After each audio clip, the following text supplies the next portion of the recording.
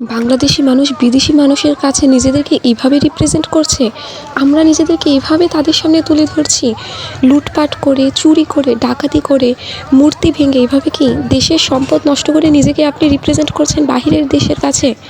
আমি কোটা আন্দোলনের পক্ষে ছিলাম, কারণ আমি একজন শিক্ষার্থী, আমি একজন ছাত্রী, আমি ইউনিভার্সিটিতে পড়ি। আমি কোটা আন্দোলনের পক্ষে ছিলাম, কেননা এটা আমাদের ভবিষ্যতের কথা ছিল, আমাদের চাকরির একটা প্রশ্ন ছিল, কারণ আমরা পড়াশোনা করে পরে কী করবো। আমি কোটা আন্দোলনের পক্ষে ছিলাম, কিন্তু এখন যে এই যে চুরি হচ্ছে, লুটপাট হচ্ছে, আপনি দেশের সম্পদ নষ্ট করছেন, আপনি ভাঙাভাঙি করছেন, আপনি ভাঙছেন জিনিসপত্র, আপনি মানুষের ঘর থেকে জিনিস নিয়ে যাচ্ছেন, অকারণে মানুষের ঘরে আপনি ঢিল ছুঁড়ছেন। ঢাকায় দেখলাম এই জিনিসগুলো হচ্ছে।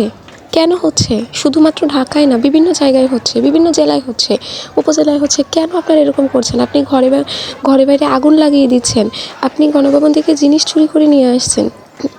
আপনার সম্পদ আপনার ট্যাক্সের টাকায় করা, ঠিক আছে, কিন্তু আমাদের জিনিসকে সুন্দর করে রাখতে হবে, সুন্দরভাবে রাখতে হবে। আপনি দেশের সম্পদ নষ্ট করছেন। এটা এইভাবে আমরা আমাদের বাংলাদেশকে বহির্বিশ্বের কাছে কীভাবে রিপ্রেজেন্ট করছি আমি বুঝতে পারতেছি না আসলে। কারণ আপনারা যে এখন এই যে ধ্বংসযজ্ঞটা চালাইছেন কিছু কিছু মানুষ, কেন? আমাদের দাবি পূরণ হয়েছে, এখন কেন আপনারা সেই ধ্বংসযজ্ঞ চালাচ্ছেন? কেন সাধারণ মানুষকে হয়রানি করছেন? কেন? সবার তো আর এখানে কোনো দোষ ছিল না। এখানে মানুষের দফা, মানুষের দাবি, মানুষের অধিকার আদায়ের যে সংগ্রাম ছিল, গণ অভ্যুত্থান ছিল, সেই জিনিসটা মেনে নেওয়া হয়েছে।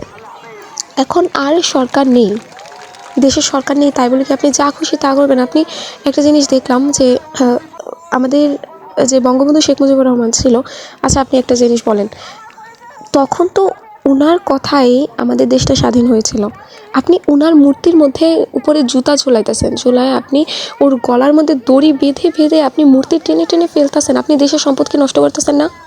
এই জিনিসটা কি বহির্বিশ্বের কাছে যাচ্ছে না? তারা তো তাদের নিউজ পোর্টালে দেখাচ্ছে যে বাংলাদেশের মানুষ এরকম করছে। আপনার মান সম্মান আজ কোথায় যাবে? আমাদের মান সম্মান আজ কোথায় যাবে? আপনারা একটাবার ভাবছেন এই জিনিসটা?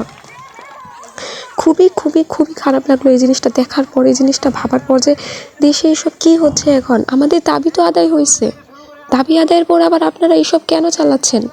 কেন এই যে লুটপাট হচ্ছে? আপনি সাধারণ মানুষের ঘর থেকে টাকা পয়সা যা আছে গয়নাগাটি আপনি সব নিয়ে চলে আসতেছেন। এগুলো আবার কোন ধরনের মানুষের কাতারে পড়ে আমি বুঝলাম না। আপনি কেন লুটপাট করবেন? আপনার দেশ স্বাধীন হয়েছে দ্বিতীয়বারের মতো, তাহলে কি যে প্রথমবার দেশ স্বাধীন করেছে আপনি তাকে ভুলে যাবেন? আপনি কি তার গলায় জুতার মালা দিতে পারেন? এই জিনিসটা তো খুবই বাহিরের মানুষের কাছে তো জিনিসটা খুবই খারাপভাবে দেখাচ্ছে। তাহলে এই যে আজকে আমাদের দেশটা যারা স্বাধীন করলো, এখন থেকে 10 বছর পরে গিয়ে কি আপনি তাদেরও এই একই অবস্থা করবেন? একই অবস্থা করবেন যে অবস্থা এখন 53 বছর আগে যেই মানুষটা স্বাধীন করে গেছে আপনি তাকে করতেছেন। ওর মেয়ের দোষের জন্য আপনি কি বাংলাদেশকে জ্বালিয়ে দিচ্ছেন, আগুন দিচ্ছেন, এই করছেন ওই করছেন। এটা তো কখনো কোনো ভালো মানুষের কাতারে পড়ে না। একজন শিক্ষার্থী হিসাবে, একজন আন্দোলনকারী হিসাবে এই জিনিসটা আপনাদেরকে বলতে চাই, দেশের সম্পদকে রক্ষা করতে হবে। কারণ আপনার ট্যাক্সের টাকা দিয়ে কিন্তু আবার এসব ঠিক করা হবে।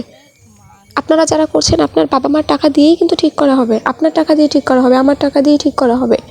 আর একটা বিপ্লব হওয়ার পর একটা সরকারের যখন পতন হয় তখন দেশ কী পরিমাণে ঋণগ্রস্ত হয়, এটা আপনারা যদি না জেনে থাকেন একটু দেখবেন। আমাদের উপর এই কয়েক বছর অনেক ক্রাইসিস যাবে, অনেক অনেক ঋণ থাকবে, অনেক অনেক ঋণ রয়েছে, সেগুলো কিভাবে পরিশোধ করবেন?